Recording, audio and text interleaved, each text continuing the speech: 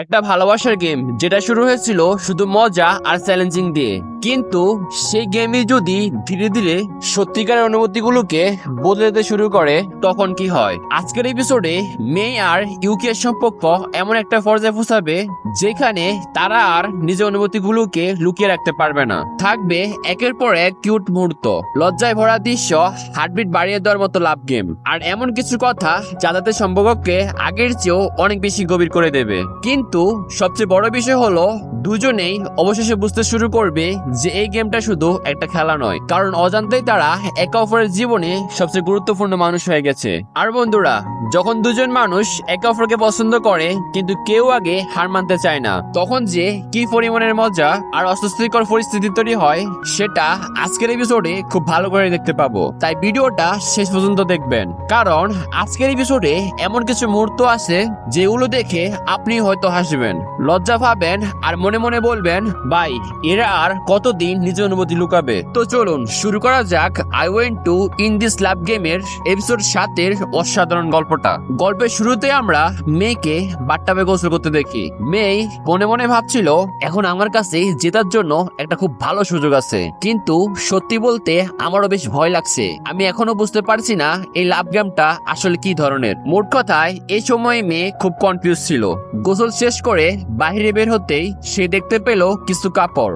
সেগুলো আসলে ইউকিয়ার কাপড় ছিল যা ওয়াকানা রেখে গিয়েছিল। সেই কাপড়গুলো দেখে মেয়ে কিছুটা লজ্জা পায়। ঠিক তখনই ইউকিয়া তাকে দেখে হতবাক হয়ে যায়, কারণ ইউকিয়ার কাপড় পরে মেয়েকে ভীষণ কিউট লাগছিল। তখনই মেয়ে জিজ্ঞাসা করে, কি হলো, আমাকে কেমন লাগছে? তখন ইউকিয়া বলে, আমার মনোযোগ নষ্ট করো না, আমি এখন বস লেভেলের ফাইট খেলছি, আমাকে গেমে ফোকাস করতে দাও। এই কথা শুনে মেয়ের বেশ রাগ হয়ে যায়। সে সরাসরি ইউকিয়ার কাছে গিয়ে তার গেমে বাধা দিতে শুরু করে, কিন্তু পরক্ষণেই সে ভীষণ লজ্জা পেয়ে যায় এবং অজুহাত খুঁজতে থাকে। শেষ পর্যন্ত অন্য গেম খেলবে বলে বাহানা বানিয়ে সেখান থেকে চলে যায়। উপরে যেতে যেতে ইউকিয়া মনে মনে ভাবতে থাকে, মেয়ে কেন এমন করে, সে সবসময় আমাকে এতটা বিরক্ত করে। এরপর দেখা যায় মেয়ে আর ওয়াকানা একসঙ্গে গেম খেলছে। অন্যদিকে ইউকিয়া সোফার একদম অন্য পাশে বসেছিল, কিন্তু ধীরে ধীরে মেয়ে সরে সরে তার কাছে চলে আসে। সত্যি বলতে ইউকিয়া সব বুঝতে পারছিল, কিন্তু না বোঝার অভিনয় করছিল। মেয়ে আস্তে করে তাকে ছোঁয়ার চেষ্টা করে, আর এতে ইউকিয়া ভীষণ ঘাবড়ে যায়। ঠিক তখনই ওয়াকানা বলে ওঠে, আমি তো গেমে হেরে গেলাম, তোমরা দুজন আসলে কি করছো? ওয়াকানার কথা শুনে মেয়ে আর ইউকিয়া একসঙ্গে তাকায়। পরিস্থিতি সামলাতে মেয়ে একটা অজুহাত বানিয়ে সেখান থেকে চলে যায়, আর ইউকিয়া চুপচাপ বসে ভাবতে থাকে, আমি আবারও এমন আচরণ কেন করলাম। এরপর আমাদের অতীতের একটা দৃশ্য দেখানো হয়। সেখানে মেয়ে আর ইউকিয়া একসঙ্গে বসে পড়াশোনা করছিল। যখনই মেয়ে তার একটু কাছে যাওয়ার চেষ্টা করে, ইউকিয়া হঠাৎই ঘাবড়ে গিয়ে পিছিয়ে যায়। এতে মেয়ে খুব কষ্ট পেত এবং মন খারাপ করত। একসময় সে চুপচাপ নিজের বাড়িতে ফিরে যায়, আর ইউকিয়া সে বিষয়টা নিয়ে অনেক ভাবতে থাকে। ইউকিয়া বলে, আগেও আমি এরকম করতাম, আর এখনো আমি ঠিক ওরকমই ব্যবহার করছি। মেয়ে যখন আমার কাছে আসে তখন কেন জানি না আমি অদ্ভুত হয়ে যাই। এরপর মেয়ে আর ওয়াকানা কিছু খাওয়ার কথা ভাবে। মেয়ে তখন ইউকিয়াকে জিজ্ঞাসা করে, তুমি কি কিছু খাবে?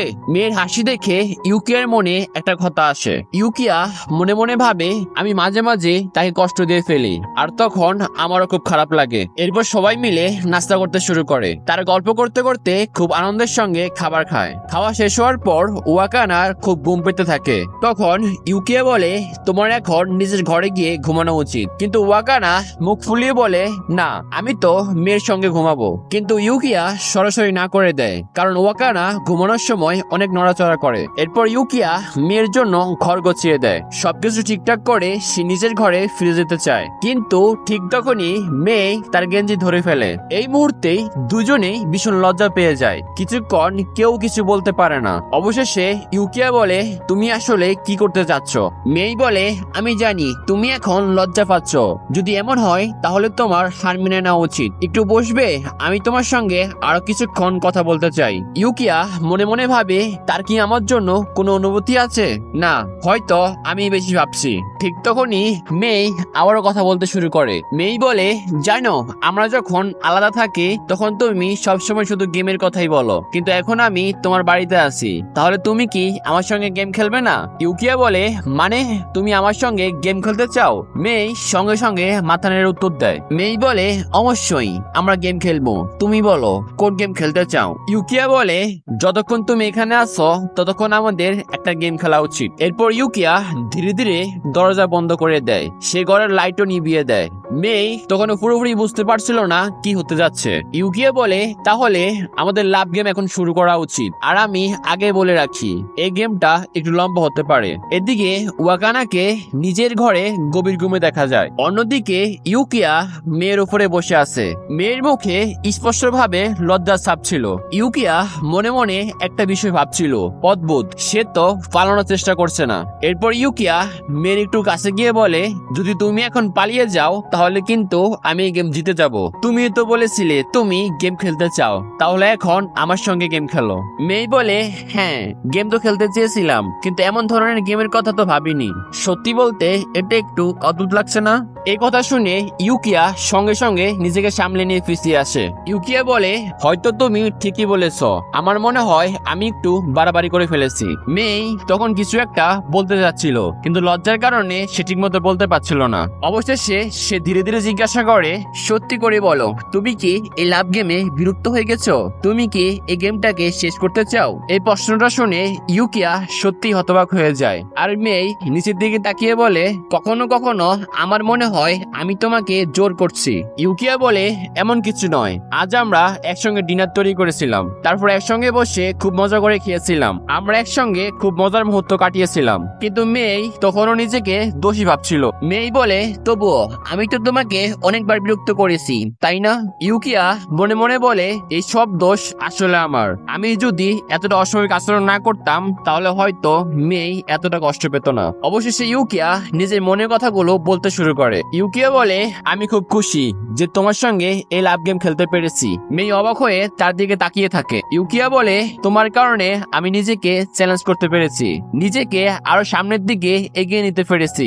যে কাজগুলো আমি আগে কখনো করতে পারতাম না সেগুলো করার সাহসী আমি তোমার কাছ থেকে পেয়েছি। এই কথাগুলো শুনে মেয়ের চোখে আবারও আবেগ ভরে ওঠে। মেয়ে বলে, আমারও একই রকম মনে হয়, এই লাভ গেমের কারণে আমিও অনেকটা বদলে গেছি। ইউকিয়া সবসময় আমার খুব খেয়াল রাখে, এতটা যত্ন আজ পর্যন্ত কেউ করেনি, এমনকি আমার মাও হয়তো এতটা খেয়াল রাখেনি।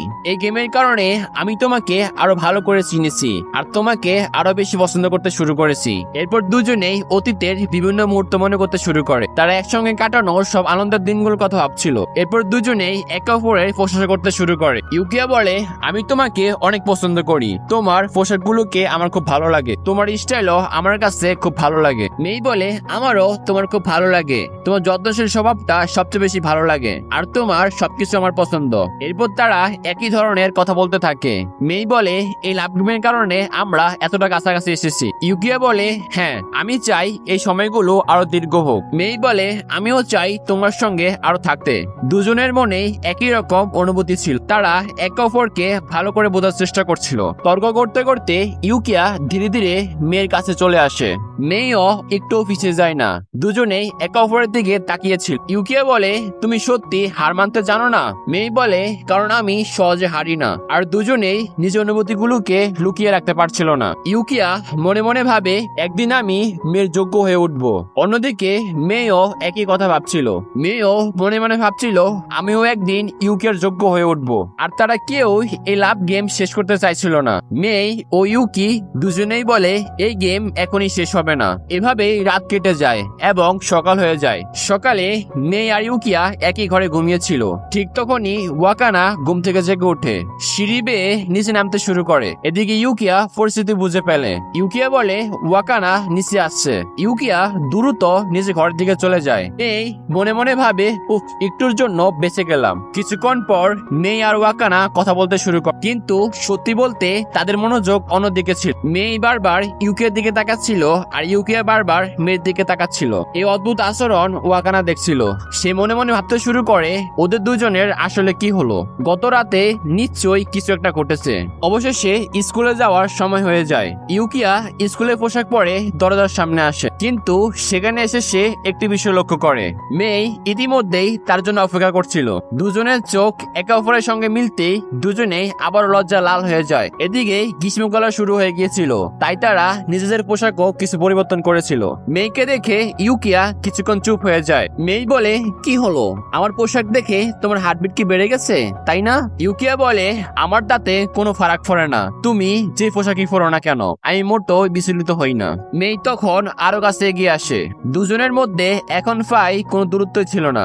মেই বলে, আচ্ছা তাই নাকি, তাহলে আমি এইভাবে থাকবো, দেখি তোমার সত্যি কিছু হয় নাকি। বাইরে থেকে ইউকিয়া খুব শান্ত দেখাচ্ছিল, কিন্তু বাস্তবে তার হাত কাঁপছিল। ইউকিয়া বলে, আমার মনে হয় এখন তোমারও হার্টবিট বেড়ে গেছে। মেই বলে, না, আমার তো কিছুই হয়নি। যদিও বাস্তবে দুজনের অবস্থা একই রকম ছিল। দুজনেই ভীষণ লজ্জা পাচ্ছিল, কিন্তু কেউ মানতে চাচ্ছিল না। ঠিক তখনই ওয়াকানা সেখানে এসে হাজির হয়। ওয়াকানা বলে, তোমাদের কি স্কুলে যেতে দেরি হচ্ছে না? এই কথা শুনে মেই আর ইউকিয়া একসঙ্গে চমকে ওঠে, আর দুজনেই স্কুলের দিকে রওনা দেয়। ওয়াকানা তাদের যেতে দেখে বলে, আমার মনে হয় এদের দুজনকে নিয়ে সত্যি আমি কি করব। সত্যি বলতে বন্ধুরা, আজকের এপিসোডটা শুধু একটা লাভ গেমের গল্প ছিল না, এটা ছিল দুজন মানুষের ধীরে ধীরে একে অপরের জীবনে সবচেয়ে বেশি গুরুত্বপূর্ণ মানুষ হয়ে ওঠার গল্প। মেই আর ইউকিয়া এখনো নিজেদের অনুভূতি পুরোপুরি স্বীকার করেনি, কিন্তু তাদের প্রতিটা কথা, প্রতিটা লজ্জা আর প্রতিটা মুহূর্ত পরিষ্কার করে দেয় যে এই লাভ গেমটা আর শুধু একটা গেম নয়, এটা এখন তাদের হৃদয়ের অংশ হয়ে গেছে। আর আমার মনে হয় সামনে তাদের সম্পর্ক আর অনেক সুন্দর জায়গায় পৌঁছাবে, কিন্তু তার আগে দেখতে হবে কে আগে হার মানবে আর কে আগে নিজের সত্যিকার অনুভূতি স্বীকার করবে। তো ভিডিওটি ভালো লাগলে চ্যানেলকে লাইক ও সাবস্ক্রাইব করে রাখো। আমি আবারও হাজির হব অন্য কোনো ভিডিওতে, ততদিন পর্যন্ত বিদায়।